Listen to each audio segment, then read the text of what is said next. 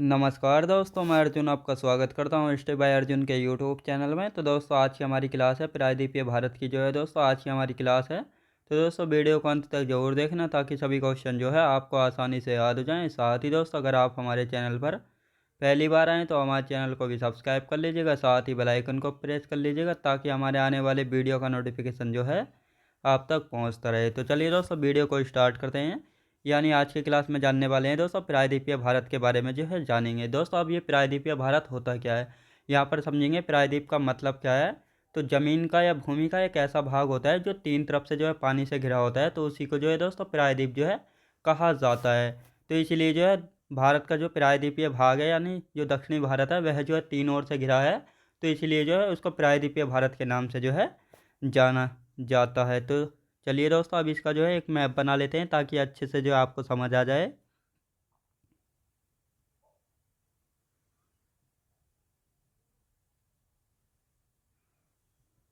तो ये बन गया दोस्तों प्रायद्वीपीय भारत का मैप।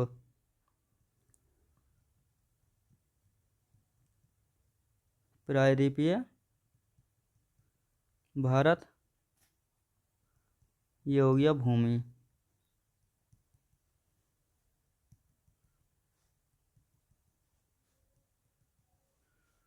ये इसके पूर्वी भाग में भारत के क्या है दोस्तों, पूर्वी भाग में आप सभी को पता होना चाहिए भारत के पूर्वी भाग में पड़ता है, क्या पड़ता है दोस्तों, भारत के पूर्वी भाग में पड़ता है दोस्तों बंगाल की खाड़ी।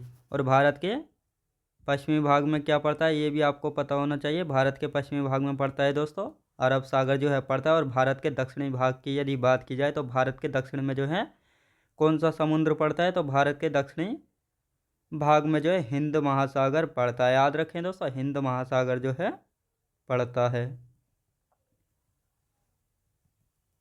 तो अब इसको जो है लिखेंगे, ये पड़ता है दोस्तों, यदि इसकी बात की जाए तो ये पड़ता है बंगाल की खाड़ी। क्या पड़ता है दोस्तों, ये है बंगाल की, ये बंगाल की खाड़ी हो गया। ये पड़ता है दोस्तों हिंद महासागर, हिंद महासागर। और ये पड़ता है दोस्तों अरब सागर। तो इस प्रकार आपको अच्छे से जो है समझ आया होगा। यानी प्रायद्वीपीय भारत जो है यानी जो दक्षिणी भारत है इसको प्रायद्वीपीय भारत जो है क्यों कहा जाता है क्योंकि ये तीन ओर से जो है जल से घिरा है। यानी इसीलिए जो है दोस्तों इसको क्या कहा जाता है, प्रायद्वीपीय भारत जो है कहा जाता है। याद रखें दोस्तों इसको क्या कहा जाता है, प्रायद्वीपीय भारत जो है कहा जाता है। क्यों कहा जाता है, क्योंकि जो प्रायद्वीपीय भारत है ये तीन ओर से जो है पानी से घिरा है।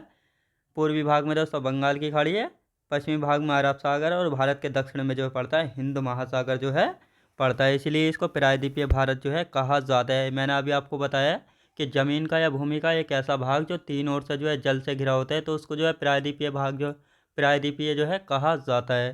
तो ये हमारा जो दक्षिणी भारत है इसी को जो है प्रायद्वीप भारत जो है इसीलिए कहा जाता है क्योंकि यह भी जो है तीन ओर से पानी से जो है घिरा हुआ है। दोस्तों अब इसकी जो है डेफिनेशन लिखेंगे, यानी डेफिनेशन जो है लिख लेते हैं ताकि और आपको अच्छे से जो है समझ आ जाए। तो यहाँ पर डेफिनेशन लिख लेते हैं।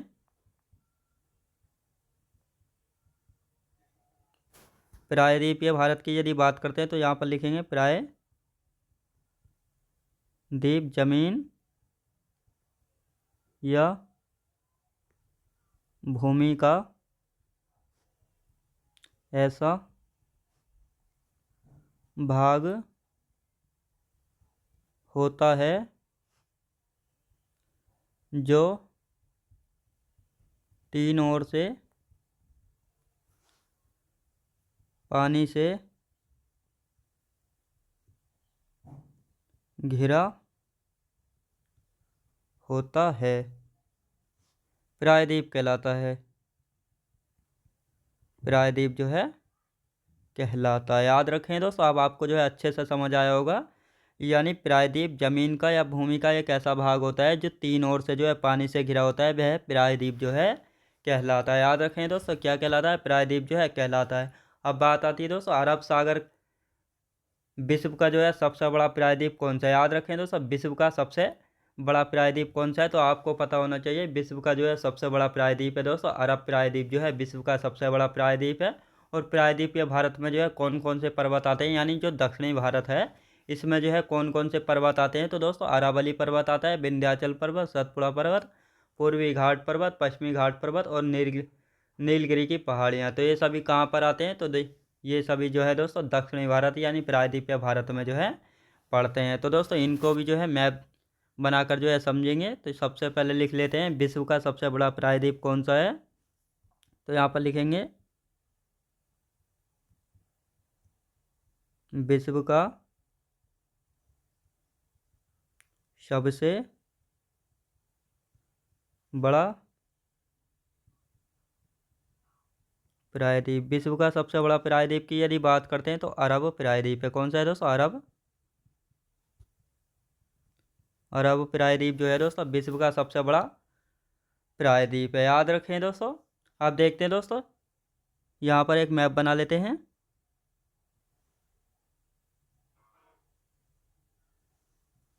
ये जो है हमने एक मैप बना लिया है।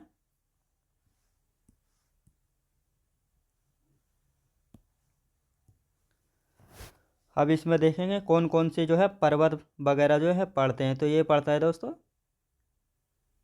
ये क्या है? ये पड़ता है हमारा अरावली पर्वत। कौन सा है दोस्तों? ये पड़ता है अरावली पर्वत। और ये इसके नीचे पड़ता है पश्चिमी घाट पर्वत। और ये पूर्वी घाट पर्वत जो है पड़ता है।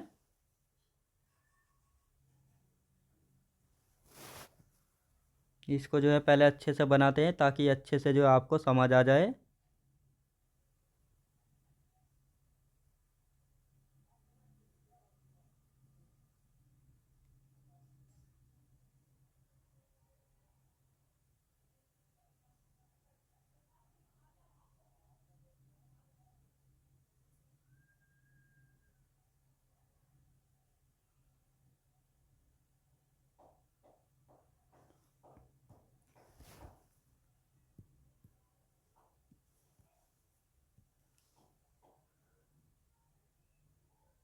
ये दोस्तों अरावली पर्वत। ये कौन सा पर्वत है? ये अरावली पर्वत है। और ये हमने जो नीचे बनाया है ये कौन सा है?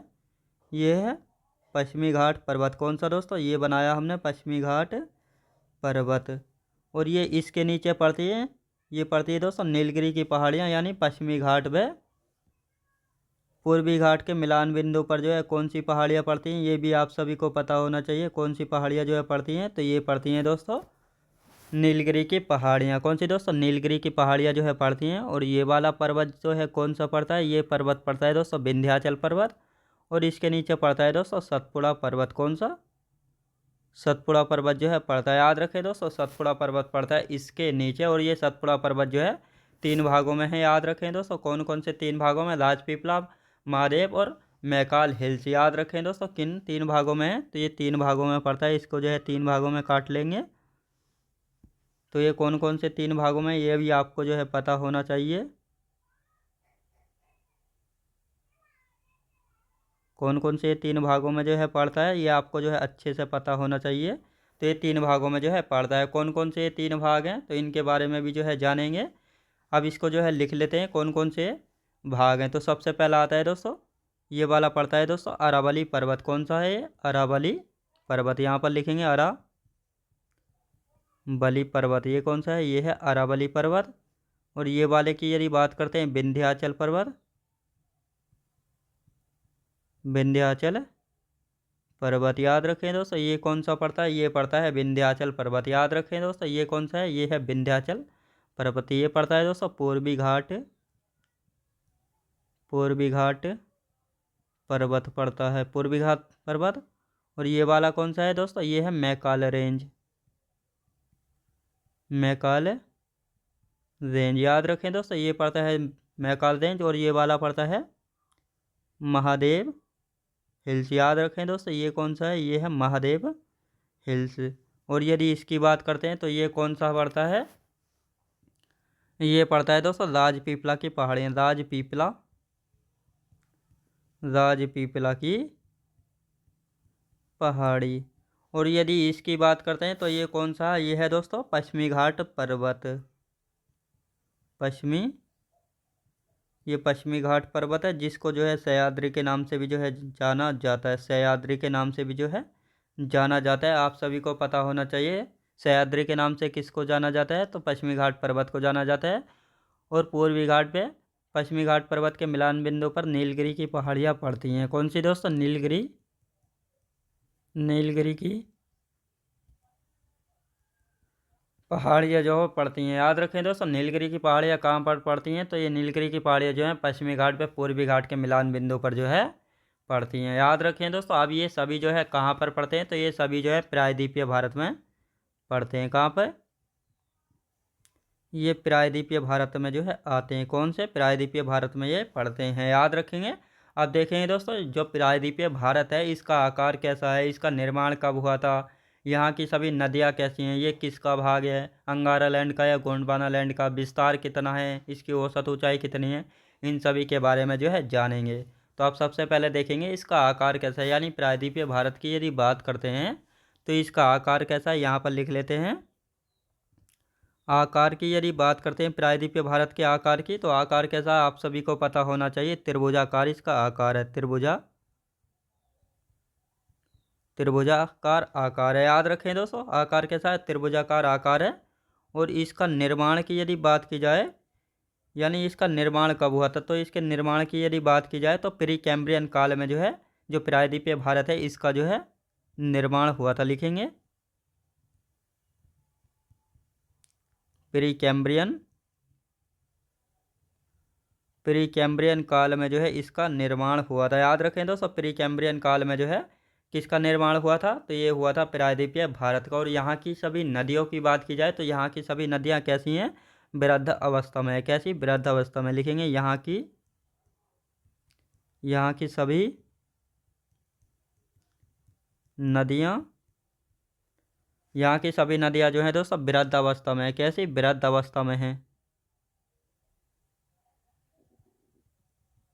यहाँ की सभी नदियाँ जो हैं वृद्ध अवस्था में है। और ये किसका भाग है? तो इसकी यदि बात करते हैं, यानी अंगारा लैंड का भाग है या गोंडवाना लैंड का भाग है। मैंने आपको बताया था जब हमने भारत का भौतिक प्रदेश के बारे में जो है पढ़ा था, तो किस प्रकार जो है अंगारा लैंड और गोंडवाना लैंड टूटकर जो है छोटे छोटे महाद्वीपों में जो है विभाजित हो गए थे, जो आज अस्तित्व में है। तो इसी प्रकार जो है जो प्रायद्वीपीय भारत है, यह अंगारा लैंड का भाग है या प्रायद्वीपीय भारत का। तो ये आपको जो है अच्छे से पता होना चाहिए। अंगारा लैंड का भाग नहीं है बल्कि गोंडवाना लैंड का भाग है प्रायद्वीपीय भारत। तो लिखेंगे गोंडवाना लैंड का भाग है। गोंडवाना लैंड का भाग है। याद रखें दोस्तों, प्रायद्वीपीय भारत किसका भाग है? गोंडवाना लैंड का भाग है। ये आपको अच्छे से पता होना चाहिए, कई बार एग्जाम में ये क्वेश्चन पूछा जा चुका है। और यदि इसके विस्तार की बात करते हैं, जो प्रायद्वीपीय भारत है इसका विस्तार कितना है, यानी कितने क्षेत्रफल में जो है फैला हुआ है, तो 16 लाख वर्ग किलोमीटर में जो है जो दक्षिणी भारत या प्रायद्वीपीय भारत है ये इतने वर्ग किलोमीटर में जो है फैला है। कितने? 16 लाख वर्ग किलोमीटर क्षेत्रफल में जो है फैला हुआ है। याद रखें दोस्तों, कितने क्षेत्रफल में फैला हुआ है? तो 16 लाख वर्ग किलोमीटर क्षेत्रफल में जो है फैला हुआ है। और यदि इसकी औसत ऊंचाई की बात की जाए, यानी इसकी औसत ऊंचाई कितनी है, तो इसकी औसत ऊंचाई की हम बात करते हैं तो 600 से 900 मीटर। याद रखें दोस्तों, औसत ऊंचाई की यदि बात करते हैं तो 600 से 900 मीटर जो है इसकी औसत ऊंचाई है। किसकी दोस्तों?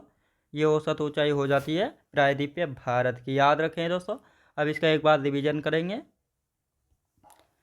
आकार दोस्तों, आकार की यदि बात करते हैं, जो प्रायद्वीपीय भारत है इसके आकार की यदि बात करते हैं, आकार कैसा है? इसका त्रिभुजाकार है। और इसका निर्माण की यदि बात करते हैं, इसका निर्माण कब हुआ था? तो प्री कैम्ब्रियन काल में जो है प्रायद्वीपीय भारत का जो है निर्माण हुआ था। यहाँ की नदियों की यदि बात की जाए तो यहाँ की सभी नदियाँ कैसी हैं? तो वृद्ध अवस्था में। याद रखें दोस्तों, यहाँ की सभी नदियाँ वृद्ध अवस्था में है। किसका भाग है? गोंडवाना लैंड का भाग है। विस्तार 16 लाख वर्ग किलोमीटर क्षेत्रफल में फैला है प्रायद्वीपीय भारत। औसत ऊंचाई की यदि बात करते हैं तो 600 से 900 मीटर जो है। यदि इसकी औसत ऊंचाई की बात करते हैं तो दोस्तों इसकी औसत ऊंचाई है 600 से 900 मीटर जो है दोस्तों इसकी औसत ऊंचाई है। आप देखते हैं दोस्तों, प्रायद्वीपीय भारत में जो है हम किन किन के बारे में जो है जानेंगे। अरावली पर्वत के बारे में जानेंगे, विंध्याचल पर्वत के बारे में, सतपुड़ा पर्वत के बारे में, महादेव हिल्स, मैकाल रेंज, पश्चिमी घाट पर्वत व पूर्वी घाट पर्वत, इन सभी के बारे में जो है जानेंगे। तो यहाँ पर दोस्तों हेडिंग डालेंगे प्रायद्वीपीय भारत। प्रायद्वीपीय भारत। अब प्रायद्वीपीय भारत में जो है हम किन पर्वतों के बारे में जो है पढ़ने वाले हैं, इन सभी के बारे में जो है यहाँ पर लिखेंगे। तो कौन सा सबसे पहला है? अरावली पर्वत। अरावली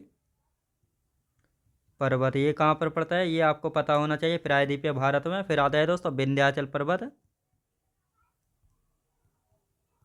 विंध्याचल पर्वत। विंध्याचल पर्वत के बाद बात करते हैं दोस्तों सतपुड़ा। सतपुड़ा पर्वत हो जाता है। सतपुड़ा पर्वत की यदि बात करते हैं दोस्तों, कौन सा? महादेव हिल्स। महादेव हिल्स हो जाता है। और महादेव हिल्स के बाद कौन सा आता है? तो मैकाल रेंज हो जाती है। मैकाल मैकाल रेंज। फिर कौन सा आता है दोस्तों? मैकाल रेंज के बाद आता है पश्चिमी घाट पर्वत। पश्चिमी घाट पर्वत, जिसको सह्याद्री के नाम से भी जो है जाना जाता है। याद रखें दोस्तों, जिसको सह्याद्री के नाम से भी जो है जाना जाता है। और पूर्वी घाट पर्वत। इन सभी के बारे में जानेंगे हम प्रायद्वीपीय भारत में। किन के बारे में दोस्तों? यानी अरावली पर्वत के बारे में, विंध्याचल पर्वत, सतपुड़ा पर्वत, महादेव हिल्स, मैकाल रेंज, पश्चिमी घाट पर्वत जिसको सह्याद्री के नाम से भी जाना जाता है, और पूर्वी घाट पर्वत। तो दोस्तों आप यहाँ पर हेडिंग डाल लेते हैं अरावली पर्वत। तो अरावली पर्वत की यदि बात करते हैं तो अरावली पर्वत के विस्तार के बारे में जानेंगे। तो अरावली पर्वत के हम विस्तार की बात करते हैं तो गुजरात के पालनपुर से लेकर राजस्थान, हरियाणा और दिल्ली तक जो है फैला हुआ है। याद रखें दोस्तों, यानी जो अरावली पर्वत है इसका विस्तार कहाँ से कहाँ तक है? तो गुजरात के पालनपुर से लेकर राजस्थान, हरियाणा और दिल्ली तक जो है ये फैला हुआ है। अरावली पर्वत की यदि बात करते हैं तो भारत की जो है सबसे प्राचीनतम श्रृंखला है, यानी श्रेणी है। अरावली पर्वत की सबसे ऊंची चोटी कौन सी है? तो अरावली पर्वत की सबसे ऊंची चोटी की बात करते हैं तो गुरु शिखर है, जिसकी ऊंचाई है दोस्तों 1722 मीटर है, जो कि राजस्थान के माउंट आबू में पड़ती है। और साथ ही राजस्थान के माउंट आबू में जो है दोस्तों जैन धर्म का जो है दिलवाड़ा मंदिर भी जो है पड़ता है, जो कि जैन धर्म को जो है समर्पित है। याद रखेंगे। अब जो अरावली पर्वत है ये कितने वर्ष पुराना है? तो लगभग 570 मिलियन वर्ष पूर्व है। याद रखेंगे। तो इन सभी के बारे में जो है जानेंगे। यहाँ पर हेडिंग डालेंगे अरावली पर्वत। अरावली पर्वत की यदि बात करते हैं तो इन सभी के बारे में जो है अच्छे से जानने वाले हैं। तो यहाँ पर हेडिंग डाल लेते हैं अरावली पर्वत।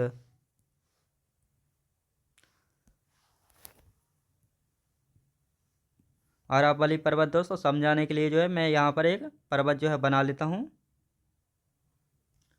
यह हमने दोस्तों एक पर्वत जो है बना लिया। यहाँ पर पड़ता है दोस्तों गुजरात के यहाँ पर स्टार्ट होता है और यहाँ पर जो है ख़त्म हो जाता है। याद रखें दोस्तों। तो ये यहाँ से गुजरात के पालनपुर से लेकर लिखना शुरू करते हैं।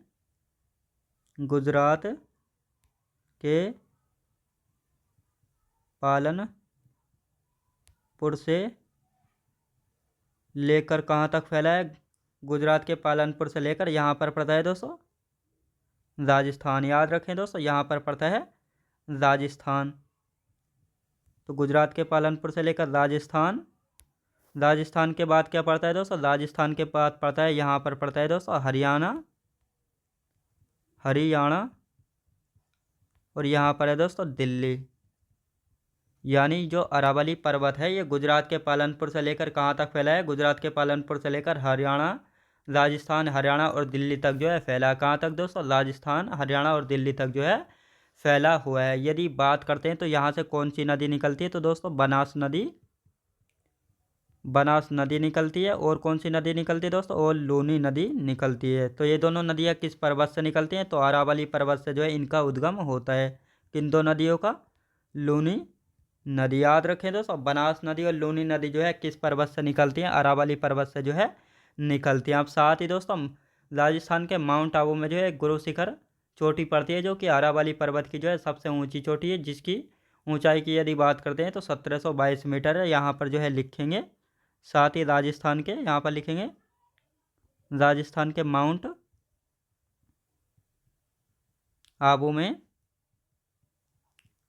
गुरु शिखर पड़ती है, जिसकी ऊंचाई है दोस्तों 1722 मीटर जो है इसकी ऊंचाई है। याद रखें दोस्तों, 1722 मीटर जो है इसकी ऊंचाई है। और साथ ही माउंट आबू में जो है दिलवाड़ा का जैन मंदिर जो है पड़ता है। याद रखें दोस्तों, दिलवाड़ा का जैन मंदिर कहाँ पर है? राजस्थान के माउंट आबू में जो है पड़ता है। कहाँ पर दोस्तों? राजस्थान के माउंट आबू में पड़ता है दिलवाड़ा का जैन मंदिर, जो कि जैन धर्म को जो है समर्पित है। याद रखें दोस्तों, किसको समर्पित है? जैन धर्म को समर्पित है। यहाँ पर बात करते हैं, जो ये अरावली पर्वत है, ये गुजरात के पालनपुर से लेकर राजस्थान, हरियाणा और दिल्ली तक जो है फैला है। साथ ही राजस्थान के माउंट आबू में अरावली पर्वत की सबसे ऊंची चोटी गुरु शिखर पड़ती है, जिसकी ऊंचाई 1722 मीटर। साथ ही माउंट आबू में जो है दिलवाड़ा का जैन मंदिर पड़ता है, जो कि जैन धर्म को समर्पित है। और यहाँ से जो है दो नदियों का उद्गम होता है, बनास नदी और लूनी नदी। इन दो नदियों का जो है उद्गम होता है। याद रखेंगे दोस्तों। अब इसकी जो है थ्योरी लिखेंगे। अरावली पर्वत जो है भारत की सबसे प्राचीनतम पर्वत श्रृंखला है। इसको जो है यहाँ पर लिख लेते हैं। अरावली अरावली भारत की प्राचीनतम पर्वत श्रृंखला। याद रखें तो अरावली पर्वत श्रृंखला जो है भारत की जो है सबसे प्राचीनतम पर्वत श्रृंखला। याद रखें दोस्तों, सबसे प्राचीनतम पर्वत श्रृंखला कौन सी है भारत की? तो अरावली पर्वत श्रृंखला है। अरावली की सबसे ऊंची चोटी की यदि बात की जाए तो कौन सी है? लिखेंगे यहाँ पर, अरावली की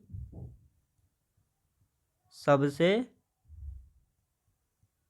ऊंची चोटी। अरावली की सबसे ऊंची चोटी की यदि बात की जाए तो गुरु शिखर है। याद रखें दोस्तों, गुरु शिखर है, जिसकी ऊंचाई है दोस्त कौन सी है दोस्तों?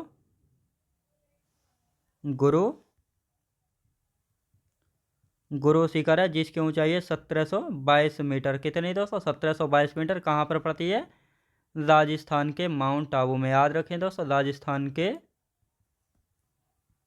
माउंट आबू में पड़ती है गुरु शिखर, जो कि अरावली पर्वत की जो है सबसे ऊंची पर्वत चोटी है। याद रखें दोस्तों, सबसे ऊंची पर्वत चोटी है अरावली पर्वत की गुरु शिखर। अब बात आती है दोस्तों, अरावली पर्वत जो है कितने वर्ष पुराना है? तो आपको ये भी पता होना चाहिए कि जो ये अरावली पर्वत है, ये कितने वर्ष पुराना है। तो अरावली पर्वत की यदि बात करते हैं, अरावली अरावली पर्वत की यदि बात करते हैं तो ये 570 मिलियन वर्ष पूर्व है। याद रखें दोस्तों, वर्ष पूर्व है। ये भी आपको जो है अच्छे से पता लग गया होगा कि अरावली पर्वत जो है लगभग 570 मिलियन वर्ष पूर्व है। याद रखेंगे। अब आते हैं दोस्तों विंध्याचल पर्वत। यानी हमने अरावली पर्वत के बारे में जो है बहुत अच्छे से जाना है और सभी कुछ जो है आपको अच्छे से जो है समझ आया होगा। अब देखेंगे दोस्तों विंध्याचल पर्वत की यदि बात करते हैं दोस्तों, पहले जो है विंध्याचल पर्वत को जो है कवर कर लेते हैं और उसके बाद जो है अच्छे से रिवीजन करेंगे, ताकि सभी कुछ जो है आपको अच्छे से याद हो जाए। तो यहाँ पर जो है हेडिंग डाल लेते हैं।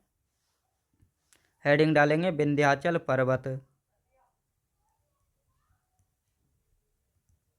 विंध्याचल पर्वत की यदि बात करते हैं तो विंध्याचल पर्वत के बारे में ऐसा क्या है खास? तो यदि दोस्तों इसके विस्तार की बात करते हैं, यानी जो विंध्याचल पर्वत है इसका विस्तार किन किन राज्यों में फैला है? तो सबसे पहले गुजरात, मध्य प्रदेश, उत्तर प्रदेश, बिहार और छत्तीसगढ़, इन 5 राज्यों में जो है विंध्याचल पर्वत का जो है विस्तार है। और साथ ही विंध्याचल पर्वत की यदि बात करते हैं तो इसको गुजरात में जो है दोस्तों जोवट हिल के नाम से जाना जाता है। और बिहार की यदि बात की जाए तो बिहार में जो है विंध्याचल पर्वत को किस नाम से जाना जाता है? तो कैमूर हिल्स के नाम से जाना जाता है। साथ ही विंध्याचल पर्वत की सबसे ऊंची चोटी कौन सी है? जिस प्रकार दोस्तों हमने जाना अरावली पर्वत की सबसे ऊंची चोटी कौन सी है? गुरु शिखर है, राजस्थान के माउंट आबू में पड़ती है, जिसकी ऊंचाई 1722 मीटर। अब यहाँ पर विंध्याचल पर्वत की सबसे ऊंची चोटी की बात करते हैं। गुडविल पीक या सद्भावना शिखर जो है विंध्याचल पर्वत की सबसे ऊंची चोटी है। विंध्याचल पर्वत के दक्षिण में कौन सी नदी बहती है? तो ये भी सभी जानेंगे। विंध्याचल पर्वत के दक्षिण में नर्मदा नदी बहती है। और उत्तर भारत को और दक्षिण भारत को, यानी जो उत्तर भारत है इसको दक्षिण भारत से कौन सी पर्वत श्रेणी अलग करती है? इन दोनों को तो आपको पता होना चाहिए कि जो उत्तर भारत और दक्षिण भारत है इनको कौन सी पर्वत श्रेणी प्राकृतिक रूप से अलग करती है? तो वह है विंध्याचल पर्वत श्रेणी, जो कि उत्तर भारत व दक्षिण भारत को जो है प्राकृतिक रूप से अलग करने का काम करती है विंध्याचल पर्वत श्रेणी। याद रखेंगे। तो अब इनके बारे में जो है लिख लेते हैं। तो सबसे पहले इसके विस्तार की बात करेंगे। विस्तार, यदि विस्तार की बात की जाए तो विस्तार किन किन राज्यों में जो है फैला हुआ है? तो सबसे पहला आता है दोस्तों गुजरात। गुजरात, मध्य प्रदेश, उत्तर प्रदेश, उत्तर प्रदेश, बिहार, गुज बिहार के बाद आता है दोस्तों छत्तीसगढ़। छत्तीसगढ़। इन 5 राज्यों में जो है विस्तार है विंध्याचल पर्वत का, याद रखें दोस्तों। यानी इन 5 राज्यों में जो है विस्तार है विंध्याचल पर्वत का। विंध्याचल पर्वत को गुजरात में किस नाम से जाना जाता है? तो लिखेंगे विंध्याचल पर्वत को गुजरात में किस नाम से जाना जाता है? तो आपको पता होना चाहिए, जोबट हिल के नाम से जो है जाना जाता है। याद रखें, जोबट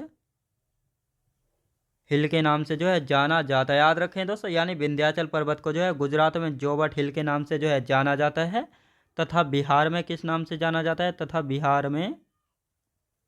बिहार की यदि बात करते हैं तो दोस्तों बिहार में जो है कैमूर हिल के नाम से जो है जाना जाता है। याद रखें दोस्तों, बिहार में जो है कैमूर हिल के नाम से जो है, लिखें कैमूर हिल के नाम से जाना जाता है। याद रखें दोस्तों, बिहार में जो है कैमूर हिल के नाम से जो है जाना जाता है विंध्याचल पर्वत को। अब आती है दोस्तों विंध्याचल पर्वत की सबसे ऊंची चोटी कौन सी है? लिखेंगे विंध्याचल पर्वत की सबसे ऊंची चोटी कौन सी? विंध्याचल पर्वत की सबसे ऊंची चोटी कौन सी है? तो आपको पता होना चाहिए गुडविल पीक या सद्भावना शिखर। कौन सा? सद्भावना शिखर। याद रखेंगे दोस्तों, गुडविल पीक या सद्भावना शिखर जो है ये विंध्याचल पर्वत की जो है सबसे ऊंची चोटी है। ये आपको अच्छे से जो है पता होना चाहिए कि विंध्याचल पर्वत की जो है सबसे ऊंची चोटी कौन सी है। तो गुडविल पीक या सद्भावना शिखर जो है सबसे ऊंची चोटी है। याद रखेंगे दोस्तों। अब विंध्याचल पर्वत की यदि बात करते हैं, विंध्याचल पर्वत के दक्षिण में कौन सी नदी बहती है? विंध्याचल पर्वत की यदि बात करते हैं दोस्तों, विंध्याचल पर्वत के जो है दक्षिण में कौन सी नदी बहती है? तो लिखेंगे विंध्याचल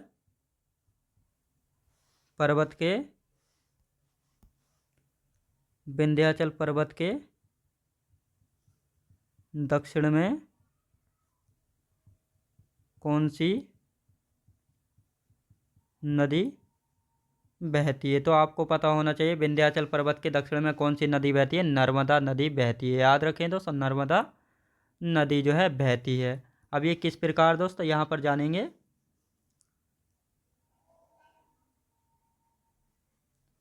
ये है दोस्तों विंध्याचल पर्वत, और इसके दक्षिण की यदि बात करते हैं तो ये नर्मदा नदी जो है बहती है। याद रखें दोस्तों, नर्मदा नदी बहती है। और बात आती है नर्मदा नदी के दक्षिण में कौन सा पर्वत है? तो आपको पता होना चाहिए सतपुड़ा पर्वत। याद रखें दोस्तों।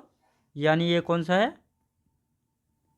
विंध्याचल पर्वत। याद रखें दोस्तों, विंध्याचल पर्वत। और ये कौन सा है? ये है सतपुड़ा पर्वत। याद रखें दोस्तों, ये कौन सा है? ये है सतपुड़ा पर्वत। ये आपको पता होना चाहिए कि विंध्याचल पर्वत के दक्षिण में कौन सी नदी बहती है? तो नर्मदा नदी बहती है। याद रखें दोस्तों, नर्मदा नदी जो है बहती है। याद रखेंगे दोस्तों, नर्मदा नदी जो है बहती है। उन नर्मदा नदी के दक्षिण में कौन सा पर्वत है? तो सतपुड़ा पर्वत है। यह आपको जो है अच्छे से याद होना चाहिए। आप देखते हैं दोस्तों, उत्तर भारत को जो है दक्षिण भारत से कौन सी पर्वत श्रेणी जो है प्राकृतिक रूप से अलग करती है, ये भी आपको पता होना चाहिए। तो आपको पता होना चाहिए, यहाँ पर लिखेंगे उत्तर भारत को दक्षिण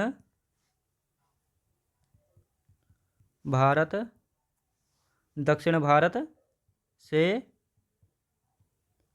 कौन सी पर्वत श्रेणी